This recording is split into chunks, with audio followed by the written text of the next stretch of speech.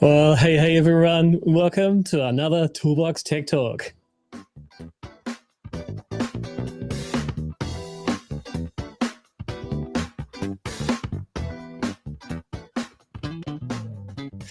Yeah, welcome. And today's another one of those guests on the show day. I'll introduce my guest in a minute. But, first I want to start with an acknowledgement of the traditional owners of the country from where I'm broadcasting, which is the Wurundjeri people of the Yarra Valley. So it's, really great to be in this land. It's a beautiful place, as is where my guest comes from. So my guest today is Adrian Luke. Now, he's a long-time solar and battery installer living in Tasmania. He's been working in the solar industry for 13 years, and he lives in a place called Sprayton on the northwest coast, not far from Lorne, and he just loves anything with two wheels and an engine. I think he loves them a bit too much because his body's suffering some of that love, I think. And also, he's really into fishing, shooting, and, of course, solar. So, Adrian, there we go. Hello. Welcome.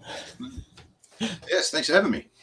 So how's the body today? You be on the bike again? Oh, not too bad. Not too bad. It'd be nice to have taken the bike out, but I'm doing this, so here I am. Cool. Well, I guess I start, just acknowledging that, a lot of businesses have been impacted by COVID, but Tasmania, you've been getting off light, I think.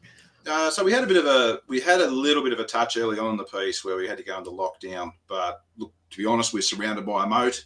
We've utilised that to its best advantage, and we've been very, very fortunate. So it sort of hasn't really had a huge impact in our particular sector, but tourism has, hospitality has, all those sort of things where we interact with tourists and stuff like that. They've really done it tough. But yeah, construction, electrical, things like that, no, we're going really well. Yeah, I really feel for service industries like tourism. I mean, we'll talk a bit about some of your projects, and one of them, I went and looked at the website for Three Capes. I thought, I'd just love to go down there, go for a walk along that beautiful landscape. But, it's pretty tricky these days. You might just get locked down. Yeah. Yeah. We could see, because we could see these things online, we could see basically their activity slowed right down to nearly nothing. And so they were severely impacted by COVID. Yeah. So tell me, what's it like being a solar installer in Tasmania? Obviously, the climate's a bit different. Anything special? It's slow and steady. There's no huge calls to action here for solar. There's no state-based rebates, and you've got to remember we're basically over 100% renewable already. So that we don't have that coal mitigation sort of call for homeowners or businesses. It's essentially, we're looking at giving people some sort of independence from high power bills. Everyone's doing their bit, but yeah, because Tassie's got such a strong wind and hydro network. We export more power than we import, and we're basically feeding a large chunk of the eastern seaboard at times. So, no, we're sitting in a really good position. We're actually sort of where everyone needs to be. So we're sort of like the poster child for where every state should try and aim to get to. Yeah, I mean, I spend quite a lot of time looking at solar radiation tables because that's other business I have, Solar Plus. And people often say, is solar worth it in Melbourne? It's not really that sunny. And I go, actually, it's amazingly sunny compared to Europe, where solar really took off first 10 years ago. In fact, Hobart is sunnier than most of Germany, and Germany had the most solar installed in the world. So, what are you talking about? We have the best solar outputs in Australia in summer. We just have the absolute worst in winter. So when you average it out, we're still not sitting pretty. But that's probably why you're not seeing a huge amount of commercial. Well, you're not seeing any commercial-sized solar farms down here. You don't see much more than 200 or 300 kilowatt. About pulls up the most, the bigger size systems we see down here. For no other reason than unless you've got behind the meter usage for it, it's hard to justify. Especially something on the grid. Our grid prices are low. Our power prices just went down again, third year in a row. So, wow, 11% drop for business and a 7.4% drop for residential. And that was just the two major wind farms coming online. So, we're heading in the right direction. Yeah. Hey, I'll just remind the audience that you're welcome to ask questions and comments. In fact, your fan, Coit Russell's just made a comment there. It's wondering what happened to your bling. No bling for me today. Yeah. Yeah, so please feel free just to say hi, ask questions. It's fun to have you. In fact, as the show goes on, I might just bring all the comments on screen so they're live, so you can just see. As soon as you post them, they'll pop up there. I guess the other thing about renewable energy in Tassie is the wind, and it's on the west coast is just amazing, isn't it? Some of the best wind resources in the world, I believe. It's so reliable. The roaring 40s. There's a reason when you further head down the west, all the trees are leaning over in one direction. It's just a consistent energy source. And then we've got hydro, and they're doing vase control and frequency control. So it sort of takes some of the pressure off the wind turbines. It'd be nice to see maybe a bit more storage down here, but I know they're actively planning to do more pumped hydro. So it's all heading in the right direction. And we're over 100%. So as we go forward, we'll be 120%, 130%. Get that Marinus link in. Like at the moment, one of the biggest bottlenecks to more sort of investment in the state is Basslink. It's 600 meg. That's the most it can do. So and Marinus is about 1500 meg, I think. So if we can sort of get that into the mainstream, well, then we can start really dumping some good clean energy onto the mainland. Yeah, those high voltage DC transmission lines, that's what we need. That's more than one. Yes. Got to watch out for those boat anchors. Yep. Yeah. Or just don't put too much through it and bust it. It's been another bit of a problem we've had. Yeah. Look, when I interview people about their solar careers, I just often wonder, how did you come to be in the solar industry? I mean, you've got an electrical background, right? No, I'm not an electrician. So I'm a diesel technician by trade. So I'm a diesel mechanic auto electrician.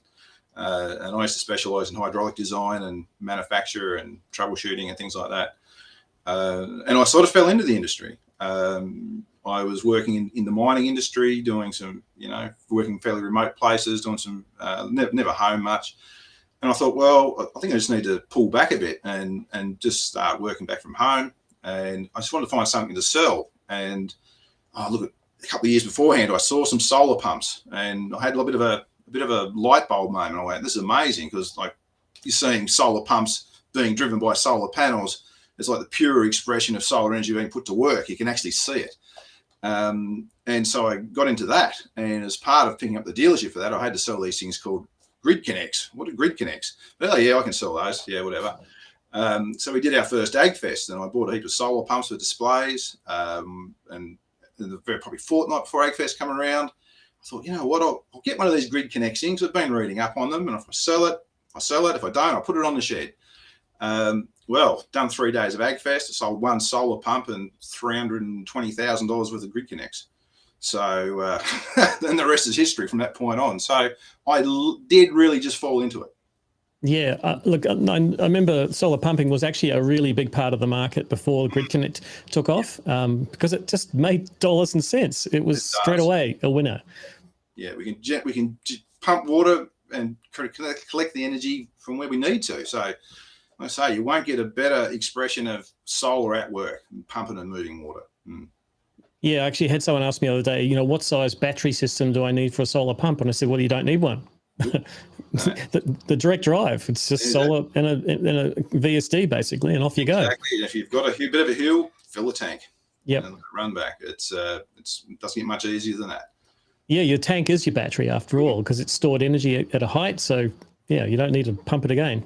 And we still do solar pumps. We're Lorenz agents. So we've been putting in Lorenz pumps for over a decade now. Dairies, farms, wherever, wherever we need water, we can have a crack at it. But in Tassie, look, there's a lot of network everywhere. So we don't have that big driver of water resources being too far away from power. So it's never been a huge part of our business, but it's still an active part of it. Yeah. I think you sent me a picture actually of one of those Lorenz pumps. I don't know if you got it handy, but just for those who are not familiar with them, I'm just looking for it now. I remember thinking you sent it to me, but anyway, while you're having a little fish around. So I've got a little one here actually. I think it's only about 200 watts or something, but it's amazing how much water it can move. Not wrong. yeah, if you've got the time to move the water, it doesn't really matter. You don't need a massively powerful pump. Yep. Here we go. This might work. This might not. Hang on. I should have warned you up on this one. So what Adrian's going to do is he can share pictures off his computer, and I'll just bring it on screen, Adrian. There we go. And that's cool. There we go. Oh, it's got the logo. Woohoo. Yeah, so this particular one is a dust suppression system on a quarry. They was having terrible trouble with their dust. And yeah, so we put this pump in. It's got about 10 kilowatts of solar on it, and basically just keeps the dust down. Pumps out about 14,000 litres an hour. It's just basically all flow. So it's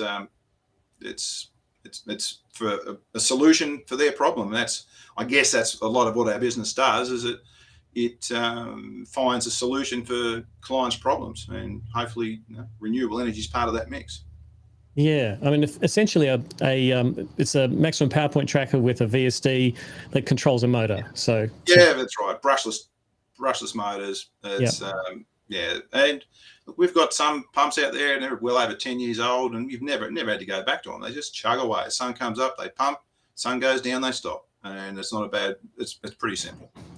Yeah. If you've got a reasonably clean water supply, you more or less forget about them. Yep. Yeah. That's right. So you started off in solar pumping, then Grid Connect came along. Was that just the residential Grid Connect? Yeah, pretty much. And that's still probably a larger section of our solar industry, or solar market. Because there's lots of mums and dads out there, but we also do commercial and off grid and all the rest of it. So we're not. I'll just throw up I'll share this one. There we go. So Adrian tells me that August is actually off-grid month. Yeah. One of Adrian's secret powers is he's had a radio show for 8 years? Did you say? Yeah, that's right. Yep. So we've on the northwest coast of Tasmania through 7AD and 7BU we record it every Friday morning, and it's played about 8:30 in the morning of a Monday. The last 8 years, and it just gives us the ability to really, comment on the political side of solar. We're very active in the back end of the politics of solar, but it also lets us put meat on the bones as far as what we do, how we do it, what solutions we can apply to different problems, and it just helps. I think if we've got a more educated market to market to. Well, it just means the customers are asking the right questions because they're pretty well informed before they've even spoke to us. So this photo up here is just that'll be a Solar Edge LG system, one of our Neo Power evacuated tubes. It sort of gives you an idea of where we're at. So we do solar hot water, Grid Connect, we do heating, cooling, lighting, but everything we do is in that sort of frame of energy efficiency. Yeah. Yeah, in fact, looking at your LinkedIn, you used to do something called lava glass as well. That was another heating solution. Yeah, that's right. So, that was come back a few years now. I bought out another a company, and they were importing and distributing these infrared lava glass heaters. Really good product, and it's probably about as a most efficient way you can sort of use direct electric to heat a space. And we ran that for years, but we just wound that up this year actually. Though I had to be up for getting an Australian certification done again, so it was going to cost 25 grand. And COVID come along, freight prices tripled, and I just went, I just don't have time for it anymore. So we wound that one up, which is a shame. It was a brilliant product, but it just no longer really fitted where we was heading as a company. So we just maintain warranty stock for 5 years, and we'll move on with our lives. Yeah, actually, I've had a bit of a revisit of resistive element heating. So initially it was like it's the most inefficient way of heating, doesn't gain any of the advantages of reverse cycle systems.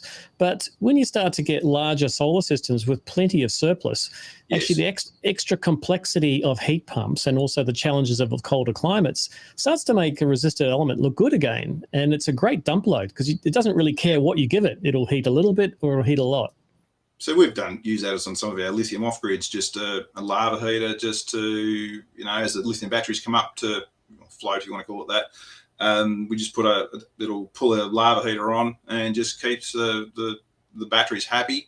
It's a good way, like you say, get rid of energy. And look, far infrared heating, it's not as inefficient in the right scenario as you'd think, because at least it's warm. I'm sitting under one right now, actually, and the room was 13 degrees when I come up. I'm probably around 17 now, and it's warming me up at the same time it's warming the room up. So it's not a bad way of heating a space, but predominantly the heaters we put in these days are your heat pumps or your reverse cycle, we want to call them, and we do quite a few of those. Yeah. In fact, infrared is the nicest form of heat. I mean, blowing air onto your body kind of is not the greatest feeling. So, that it's actually causing evaporative cooling at the same time as trying to heat you. It's a bit annoying if you're not where the warm air is blowing, but infrared just pierces your body, and it's invisible heat. Yeah. It's just like sitting under the sun, like having the sun come through a window. It's beautiful. Yeah, it is indeed. Hey, just stepping back to the solar pumping, I see Brendan just pointed out something. So Brendan, he's a regular on the show.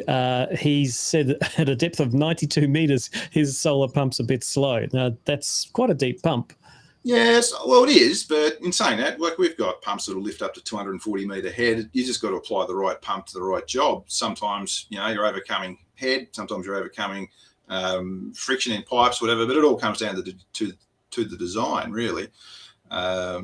We've got, if you're after high flow and you've got a deep hole to pump out of, well, it's probably going to be a helical rotor. If you're just after flow, it'll be a centrifugal pump. So, depends on the product range you've got, and it's lucky with the Lorenz, there's such a wide range of product within their portfolio. You can generally find something that will suit any application.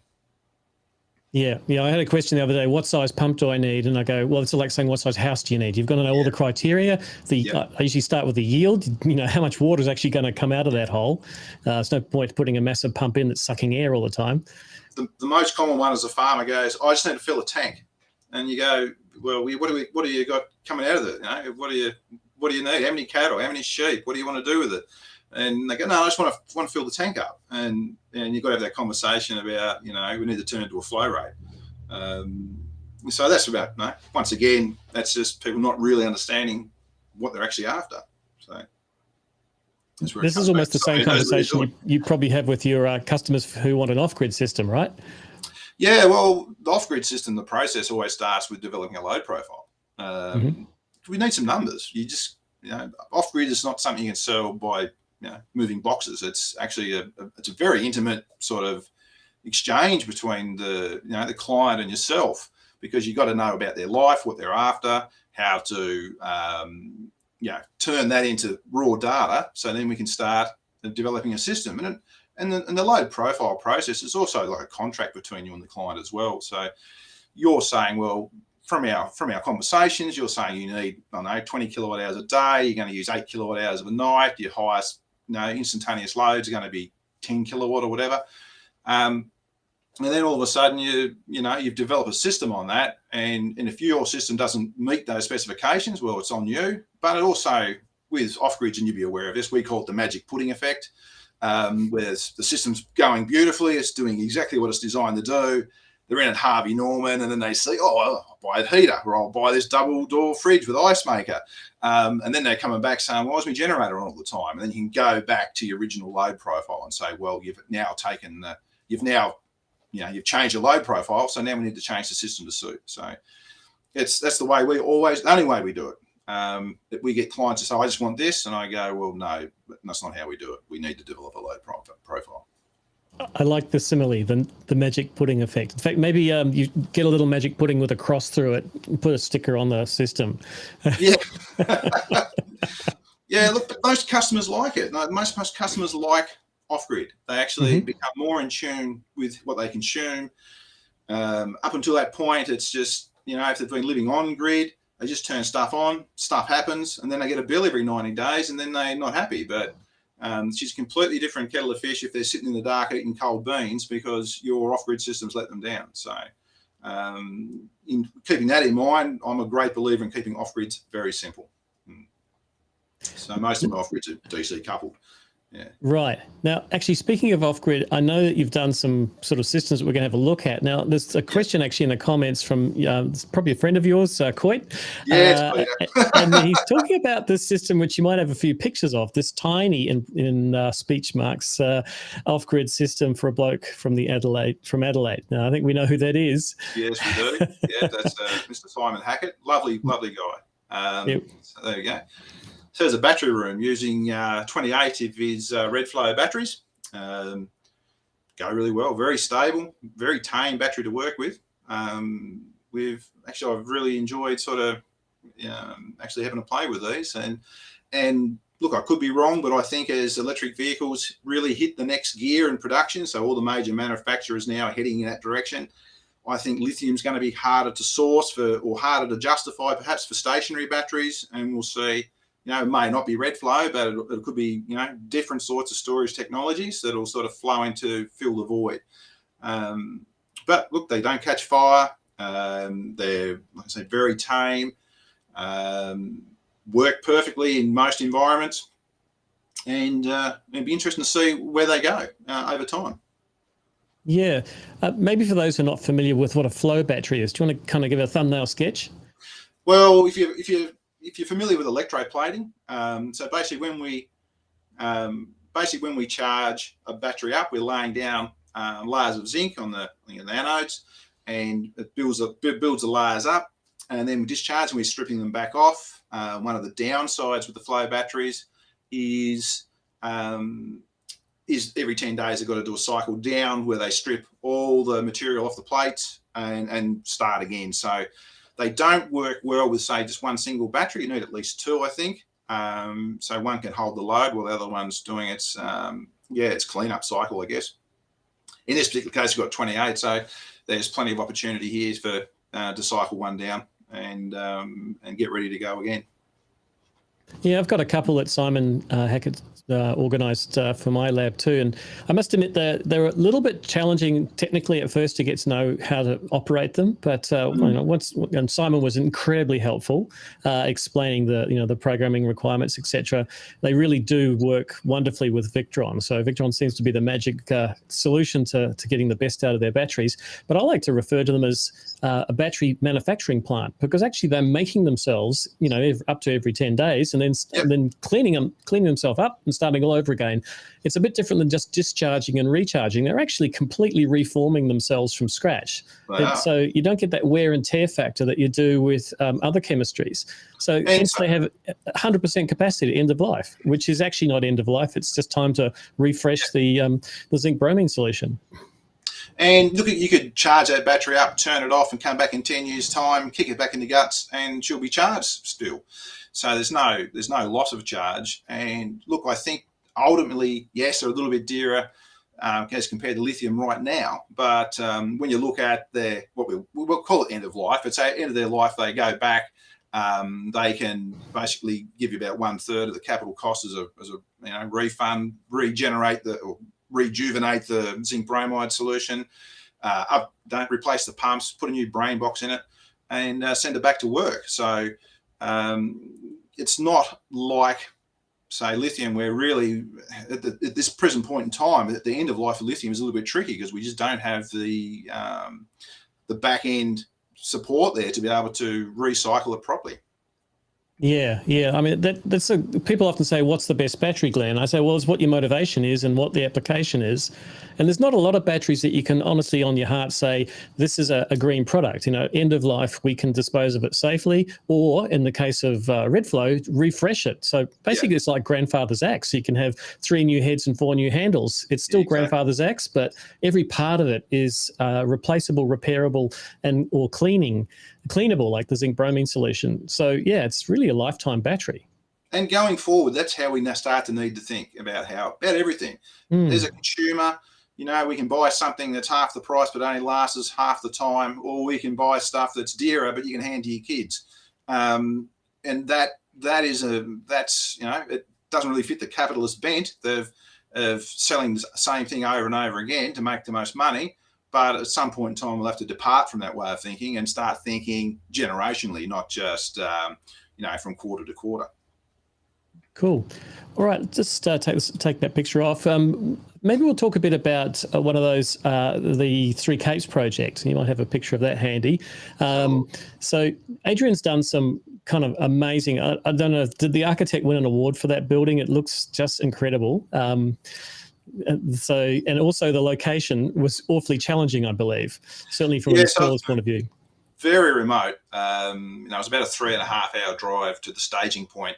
And so there's one there of the panels coming in. Now this site, every single component, even that little excavator, everything was all lifted in by a helicopter.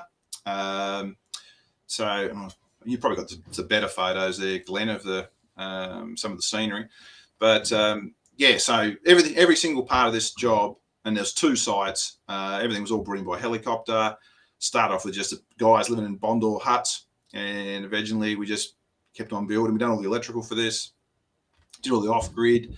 The off-grid was sized by a third party, some engineering crowd in Sydney, and look, to be honest, they were hopeless. So we had to completely redesign it, but we still had to work within the limitations of sizing. So it could have been a bit better in that regard, but it is going quite well. One of the sites does struggle a bit during winter because it literally doesn't get any sun. So it wouldn't matter if we had 1,000 panels on it, it wouldn't work because it's in the bottom of a valley. So, but it's been a great thing, and it's been super popular with tourists. There you go. So it gives you a bit of an idea of how remote it is. Whoops, I'm just having a little screen jiggle there. Sorry. It looks amazing. Beautiful spot of the part of the world, and how it works is for the client, they take their guests in. They walk in, everything's laid on. There's a spa, there's massages, and then they do guided walks all the way around the peninsula. And then they walk to the next site, and then they do a couple more guided walks there, and then they go into a boat and they're taken back to Hobart. So it's a brilliant sort of adventure tourism experience for people. And it was interesting, even before we commissioned the site, I was already booked out for a year. Wow, that's amazing. Incredible. Oh my God, I got this glitch thing going on. Let me try and fix that one. So I'll just bring that picture back up for a second because I'll get my glitchiness off. And gosh, how am I going to do that? I know what it is. It doesn't like me sharing the picture. That's what it is. I'll just close the picture. Let's see if that's... there we go. Yeah, that was causing some weirdness. Such as the life of a live show. You have live problems to solve, don't you? Yeah. So there's another one I've just put up there. So this is we do a lot of remote work. So this is just the electrical, and this is Waterfall Valley on the overland track. So the Parks and Wildlife have been upgrading their huts. And it's a serious upgrade, looks of it. And so these are the sorts of jobs we do a lot of. Drive to a staging point, jump in a helicopter, whiz over the mountains, stay in for a week, and then come back out. Not bad work if you can get it. Yeah, I've done the overland track in September. It snowed, I remember. And we stayed in the public huts, which are pretty primitive, but it's just awesome. It really is one of the great walks of Australia. Oh, look, everyone should have a go at least once in their life. Yeah, it's a beautiful way of seeing Tasmania, that's for sure. Yeah. So talking off-grid again, now when we were talking before the show started, we were talking a bit about your choices of batteries, and you said you're still quite a fan of lead acid. Tell me about that.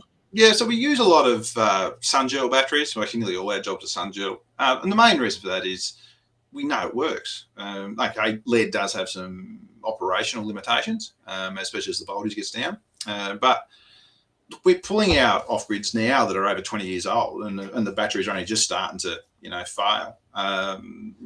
Tassie, it's not hot. So we don't have the sort of similar limitations that the further north we go, where it gets too hot and leads suffer. Here, if we designed our battery system right, we do expect 15 to 20 years life out of that product. We'd also do lithium as well, but to be fair, the only off-grid systems that give me trouble out there are lithiums. So, and it's just supporting electronics, just the usual glitchy bloody stuff that, we've got a fair bit going on controlling that battery. I've never had to drive, 3 hours to give a lump of lead a firmware update. Yeah. Lump of lead a firmware upgrade. Yeah. So we just we try and apply the right technologies to the right problem. Okay. So we've got clients who've got high load, high current requirements. Yeah, you're going to look at lithium for sure. But for the majority of our off-grids, they're basically remote homes. Their current requirements aren't huge. So lead, good quality gels. I only really use gels because I found the further I can keep my customer away from their solar system, the longer it lasts. So just low maintenance or low to no maintenance. Go in every couple of years and do a checkup, and everyone's sort of happy. So until I can still I think lithium is going to really hit all spots. I'm going to stay with gels as my first point of choice, first product of choice for the majority of my off-grids. Yeah. Yeah, some good points there. I mean, everything has its pros and cons, and you've got to weigh those things up and come out with a solution. I like your point that you never have to do a firmware upgrade on a lead system. It's simple and it's proven. It's 150-year-old technology. But the expandability, is a bit more difficult. So if it's going to be a system that you kind of want it to grow with the customer, that's a bit more of a challenge. But be, yeah. So we've it's one of the options. So we've integrated Solar Edge now when we're doing AC coupling. So we're using the hybrid range of inverters there. And say, for example, we put in a lead bank, Victron, DC coupled. We'll always have some sort of DC coupled on it. We'll have the AC coupling as well. But there's nothing to stop us from adding batteries to the Solar Edge product. Yeah, so you're AC coupling another storage unit onto the existing lead battery system. Yeah, so I'm doing one at the moment where we're going to start putting in a DC coupled sun gel system with LG panels. They intend to expand their business down the track. They're going to build another bigger shed. They're doing sort of equine veterinary sort of stuff. So there's things that tip over horses and all that sort of stuff. So it's going to be a reasonable power load. So we're just going to whack a Solar Edge system on that and AC couple it to the Victron. And Victron and Solar Edge, they go really well together. And then if we need additional storage, we can just stack up another 32 kilowatt hours of storage on the Solar Edge system. So look, there's such a wide gamut of product available now that there's really nothing you can't do. You just got to plan for it. Yeah. So when you say DC couple, what sort of kit are you using to DC couple solar to battery? We're using Victron for all our off-grid stuff now. So we do use a little bit of Schneider, but just this never really got any better. So we just sort of like the Victron range because their range is just so huge, and someone like us who really likes to apply the right engineering sort of solution to the problem at hand, we've got such a huge range to choose from with the Victron product. And it talks well with Fronius, talks well with Solar Edge.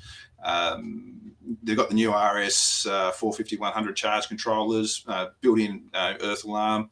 That's a good thing. It just gives us more products to apply to specific solutions. Yeah, or problems, I should say. Yeah. Yeah, that's really probably Victron's strength is just their wide range of products. It's something, as you can see in the lab behind me, there's a whole lot of them. But they make. I like the color, blue actually. Yeah, nice blue. Yeah. I think they own the color blue actually. They're just their monitoring as well. You can share it with your clients. It's easy for them to understand. If they've got if they've got more. If they've got more, I'm going to say, I've lost my train of thought there, but yeah. So look, it's a good quality product. It's reasonably well supported. It could be a little bit better in the tech support side of things, but luckily for us, we sort of really get in when we take a product on board. We really get into that product. So we sort of we become our own tech support. in some regards. And now we're sort of, we do a lot of Solar Edge, so we're Solar Edge partners. So we're doing a lot of warranty work for those guys. We're basically the tech support for Victron in Tasmania now. We're getting a lot of questions sent to us from all over the state. So we're sort of the first port of call for the products we do take on. Yeah, actually, that's really Victron's model of support, is that the distributors support the product and that they need to train themselves before they sell the product. That's right. Their argument is they can keep their costs low because they haven't got this, lot of dead labor basically sitting there waiting for someone to complain that it's not working because they haven't read the manual. They just provide really good online resources. So the Victron professional website, there's courses you can do there. I mean, they even, tell me off for not reading the manual. They send me some new stuff and I ring them up and say, oh, what do I do? And they go, do the course, Glenn, read the manual. Oh, sorry. Okay. Yep. Yeah. And the Victron community is quite good too. So yeah, there's not a lot. If you're finding a problem with a product, you're not the Lone Ranger. You're not the first person who's seen it. And you get on the forums and the answer's nearly always there. So I'm just doing up a remote telecommunications repeater for Parks and Wildlife again. That's going to be on the overland track, and we've used Victron for that. And I was having trouble getting the LTE GX device to show up on the servo unit. 5 minutes on the forum, bang, there it was, and fix it up, and away it goes. Right. Oh, I haven't tried the LTE with the servo. The Servo GX is pretty awesome as all-in-one little package. Yeah. It was originally going to use the Octo for the Vale project because of the processing power of it, but the servo's doing it. So, and it's 1/3 of the price, and it's got some serious grunt for a little box. Now we've got a question here from Bradley. So Bradley's a regular viewer. So Bradley asked, why add Solar Edge and not more Victron MPPT? For this one, it's going to be a separate building, so it's going to be easier just to run a comms cable and AC. AC feed back to the initial building where the Victron's going to be housed. But we're just finishing off a project at the moment where it's a off-grid brewery. So it's cogen. We've got about 250 evacuated tubes on it, preheating the water for the wort. We've got an AC coupled 10 kilowatt 3-phase Solar Edge inverter onto I think it was about 3 10 kVA Quattros. And we've got the ability there to actually give additional support during the day, because essentially that's the only time they give this place a flogging is during the day. So you can support loads with AC coupling. Anything with high daytime loads, I think you've really got to seriously consider AC coupling. But a lot of our clients are just mums and dads too, and so the house is empty during the day, where the prioritising efficient charging the battery is more important than, say, prioritising to be able to hold up AC loads with a grid connect inverter. Yeah, I think that location issue is a good differentiator. So with DC coupled system, you want to co-locate your batteries and your solar. You don't want them separate buildings. You don't want them DC submains across underground. So AC coupling solves that problem. Yeah. So there's another question relating to this one from Josh. How does Victron control the Solar Edge? So we've been working with Solar Edge on this. So we're basically just using energy meters, and it's tracking the load, and that load can be the site load or the charging load from the inverters. But we've also got it so if those meters fail, it falls back to frequency control. And then we're using the DRM ports. Solar Edge is an amazing product. The things we can do that people sort of don't even realize it can do is, it's pretty cool. So we're sort of work with Solar Edge on this, and we've actually got a few more projects hopefully coming up if we win the tenders, where we'll be sort of doing a similar thing. But yeah, it goes really well. We've got all the advantages of Solar Edge, AC coupled. It basically tracks the load flawlessly. It's not clunky like frequency control, but frequency control's there if we need it. Yeah, to fall back onto it. So using the Solar Edge meter as the sort of self-use preferentiator, so it's using the Solar Edge system, battery and or solar. Then you've got that fallback. You've also got DRM as just a stop button, is it? You're using DRM, and you've got frequency ramping as a slow change in power level. So you've got really 3 solutions in one. Yeah, so we got belts and braces. Yep. Because that's what you got to have. Especially because off grids are remote. You can't really be zooming back and forward to try and hold up problematic sites. It's not financially viable, and your customers won't like him for it either. Yep.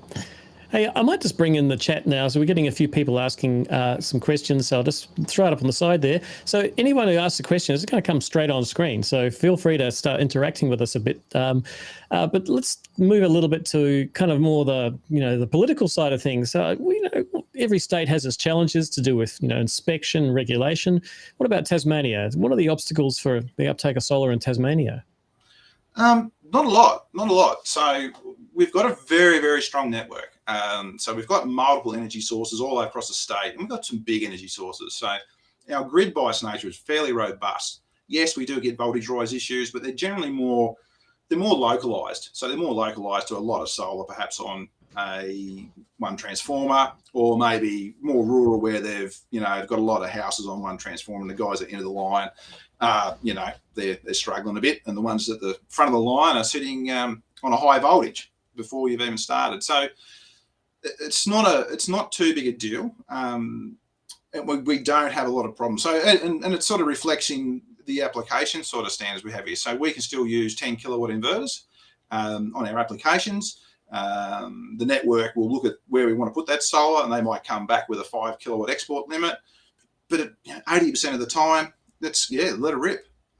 So we're lucky in that sense. We can still do very large systems, but every single solar installer out there should be doing voltage drop tests as part of the quotation, part of the sale, and getting in front of problems. So we still find places, and we get people, I want a 10 kilowatt inverter and I want all this solar. And then we get there and we do a voltage drop, and you go, you're not going to export any more than 3 kilowatt because your voltage rise is going to grab you. You got 30 meters of 6 mil aerial mains on an old building. Yeah, that's right. So, and especially once you get out of the main centres, you see this quite a lot. Yeah.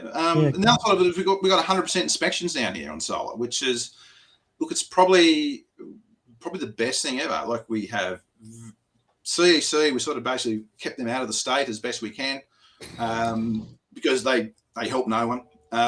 So the inspection regime though has really balanced and leveled the playing field for everyone. So that's a good thing. You can still buy a piece of shit system here, but it's probably going to be well installed. And the inspectors here have been doing it for a while. They're actually pretty good to deal with.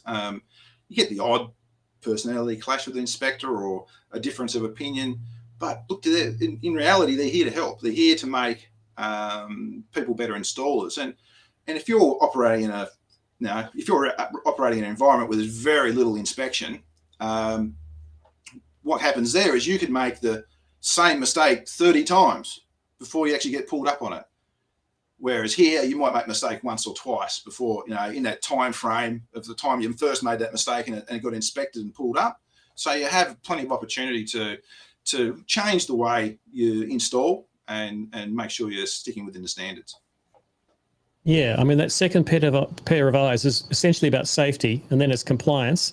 So, it's in the interest of the customer as well. It's not just to make sure we're doing the right thing. Coit's just asked you a question, by the way, if you can see it there on the screen. So in northwest of Tas, no, there's not a great deal of places that too much solar penetration has happened. We might have a situation where they might have to tap some transformers down, but that's at the moment, most applications go through. Most sites don't have too much of an export problem.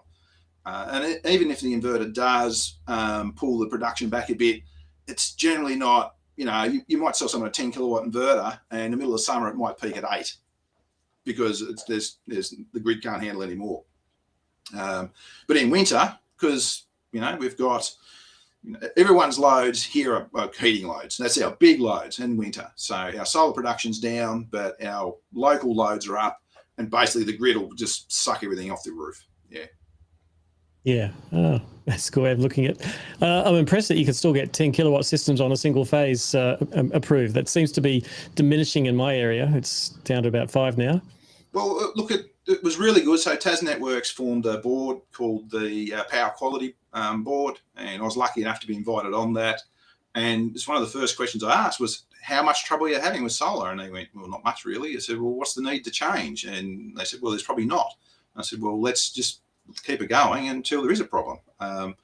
And look, we're looking at a position now where we get pumped hydro and all that sorts of things, where we'll be able to really put ourselves in a position where we'll take every drop. It'll have somewhere it can go, and we can. It's going to be localized events, of course, but overall, if we've got somewhere we can store it, somewhere we can export it, whether it be the mainland, that's only a good thing. Yeah, in fact, our standards, I'm on the standards committee, as you probably know, 4777 Part 2 2020 edition comes into force in December this year, and it introduces, which many of the networks have already made compulsory, is a lot of the mandatory derating or ramping of both, there's the VAR watt mode, the frequency watt mode, and the volt watt mode. So basically making inverters behave on the grid to kind of keep it stable. So without a lot of regulation. And we're on that already. So that's if you want to add solar into Tasmania, your inverters have to be volt VAR compliant at least. So it's not a bad thing to have. It's end of the day, we need a stable grid. We need people to be able to access the grid. Ideally, everyone would love to go off grid, but it doesn't make any sense, does it? If you've got a ready source of power flowing past your property. Why would you do it? It'd only be idealism, wouldn't be practical. It's your backup generator you never had to buy. Yeah, exactly. And look, we're seeing more electric vehicle chargers entering the mix now.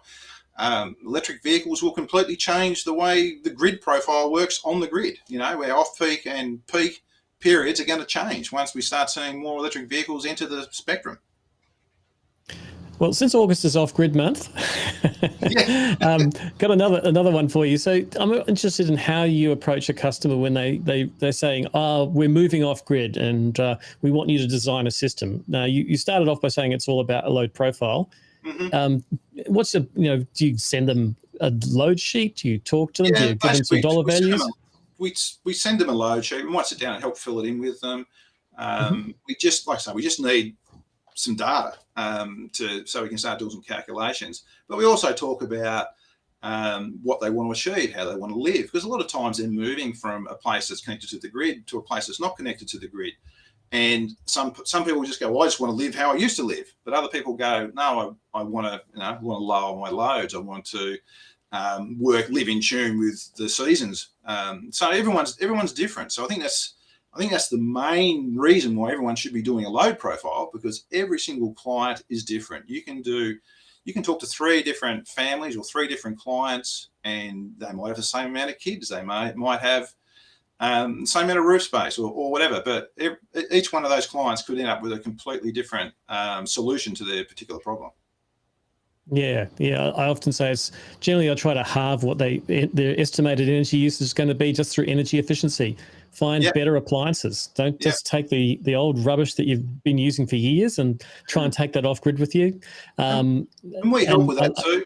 We help with product selection for heating, cooling, lighting, cooking, hot water, all those things. And we sort of that's all part of the mix. And we just got to get it to a point where this is what we anticipate they're going to use. Whack it probably another 30% on for a bit of fat in the design profile, and let it rip, and give them something. And we just want customers to have a really good experience. We want it so they turn a switch on, the lights come on. We don't want them living in like a hut, hanging around sitting around a candle. We really do want to give people a really good experience living off grid. Now, Brendan's just throwing in efficiency is out the window once you need to charge a 100 kilowatt car. But maybe it's in saying that, when we look at the life cycle of, say, stationary batteries versus batteries in electric vehicles, stationary batteries are getting slaughtered because they're basically getting discharged completely every day. But electric vehicles, it's going to be very rare. You're going to be trying to whack 100 kilowatt into it, or kilowatt hour into it, because you're probably just the car's going to be at 100%. You're going to take the kids to school, do your shopping, go to work, whatever, come back, and you're still at 80%. So you're just going to be topping it up the majority of the time. I guess if you're those long trips away, or for whatever reason you're a long distance commuter, well, then you'll have to take advantage of superchargers and stuff like that. So I wouldn't say adding electric vehicles into the mix is going to blow anyone's efficiency out of the water, but it's going to have to definitely change the way we design systems.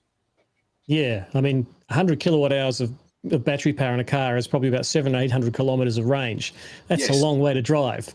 I've got an EV, so we probably use about 10% a day, and a 64 kilowatt hour battery pack and a Kona electric. It doesn't take long to top that up, and we live by the seasons. Like, we'll let it discharge over a few days. The sun comes out, plug it into the 22 kilowatt, or it's 7.4 kilowatt, fast charge.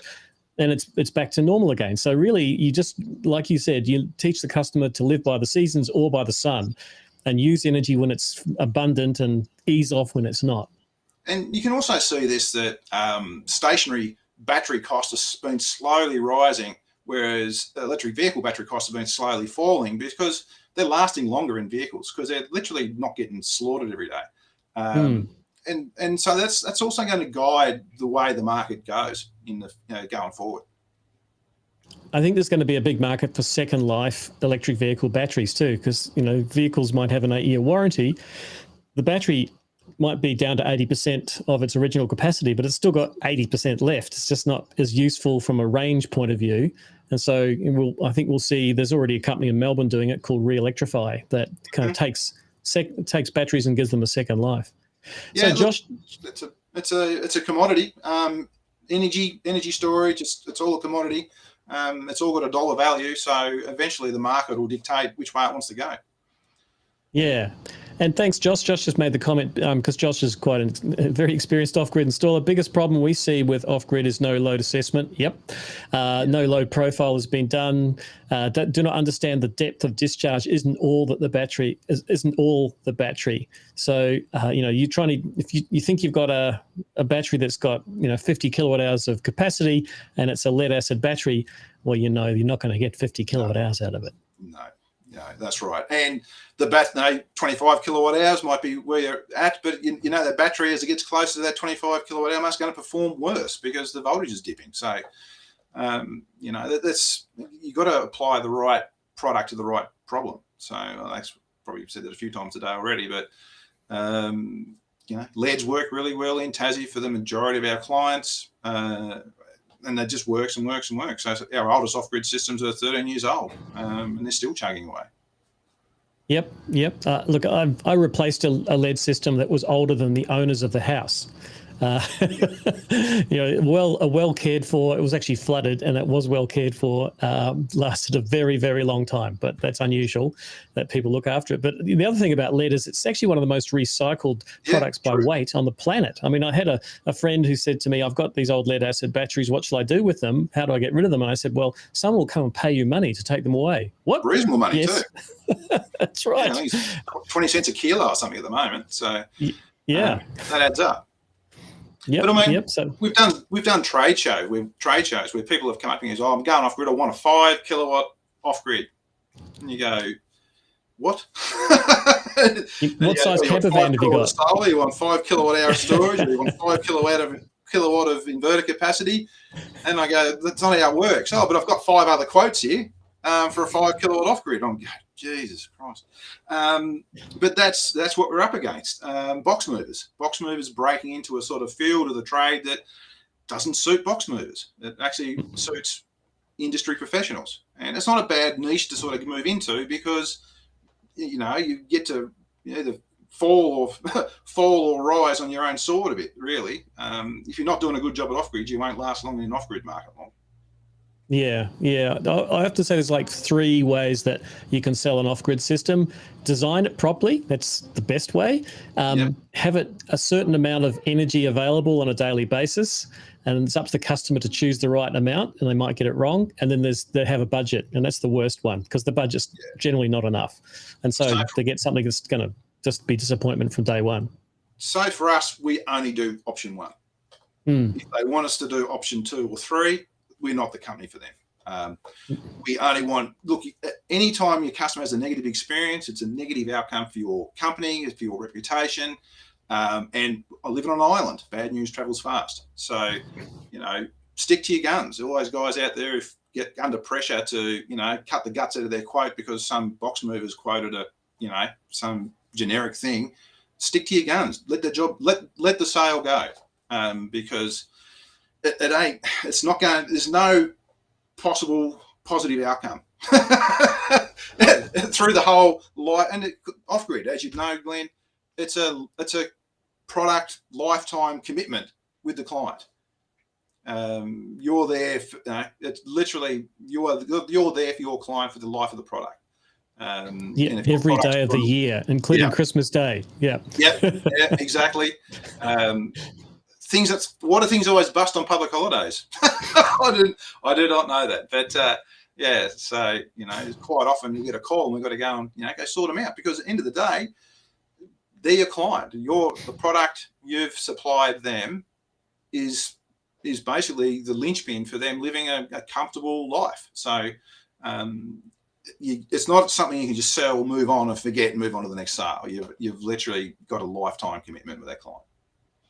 That also, I think, applies to the products that you sell, that you can service them over their lifetime. Like personal experience with Electronic 30 years ago, actually my first off-grid system when I moved off-grid was an SA21, the sort of blue box on the wall, sitting on a flat surface thing. And it got struck by lightning on Christmas Eve. And it didn't work. So I rang up on Christmas Eve. I rang up Electronic, and they said, we'll send you out a replacement board express post tomorrow, and gave me instructions how to change it. And so I was up and going within a couple of days. Yeah, that's the way to do it. And so that's another reason why we tend to use Solar Edge too for our grid connects is, so our older systems now are just about hit 12 years old. Actually, they're over 12 years old. The first ones went in June 2010. We've got inverters out of warranty now with Solar Edge. But the thing is, we've got a very old fleet and a new fleet and mid-range fleet sort of thing, and it gives us the ability to jump on issues before they are actually issues sometimes, or at least if someone rings up, we can diagnose for 90% of the issues in the office, and we're not sending someone out to diagnose, we're sending someone out to fix. So that's really good for us from an operational perspective. An example of that is we put a 30-odd kilowatt system on a business down in Campbelltown in Tassie. It's about in the middle there somewhere.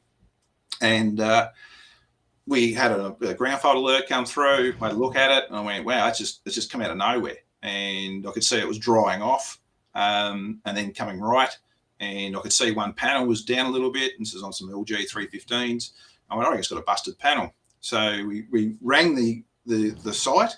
And in the meantime, the person we'd sold the system to had moved on. They'd sold the business to someone else, and they knew they'd sold on the roof. They didn't know nothing else. And here's some bloke they'd never talked to saying, look, I think you've got a busted panel. Can we come down and have a look at it? And I said, yep.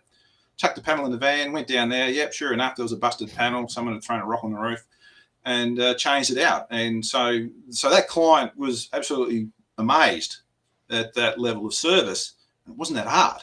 It was literally the system doing what the system was designed to do. And you even knew which panel to change without having to look. Yeah.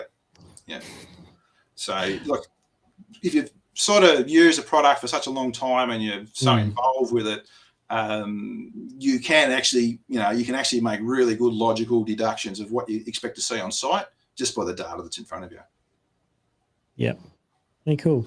Hey, we're coming to the top of the hour, which is kind of like when I try to wind the show up. So it's been great chatting to you, Adrian, and learning, a bit more about solar in Tasmania and your personal experience of it all. I'm just going to take the chat window off. There we go. But thanks to the audience too for participating today. It's lots of questions. And look, because these live events stay up on the channel, on YouTube and Facebook and LinkedIn, etc., you can carry on asking questions. You don't have to wait, just because we've finished the live, you can keep following up with some of those.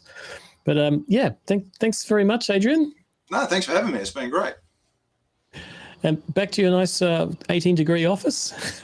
Yeah, not too bad. I might go down and light the fire. I've actually got the aircon on. My office is too hot. Fair enough. Yeah, no, it's not a problem here today. It's a little bit cool outside. Haven't had much sun, so Yeah, she's still winter here.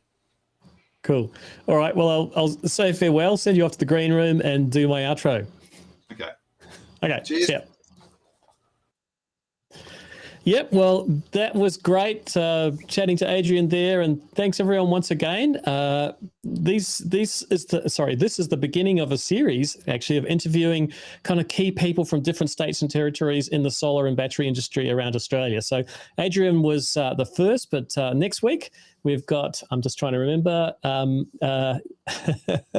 Eddie Springer. So we've got Eddie Springer next week. So there's going to be, for the next, I think, about 6 or 7 weeks, how many states are there? Territories? 7. A different person each time, and talking about their part of their industry and their state or territory.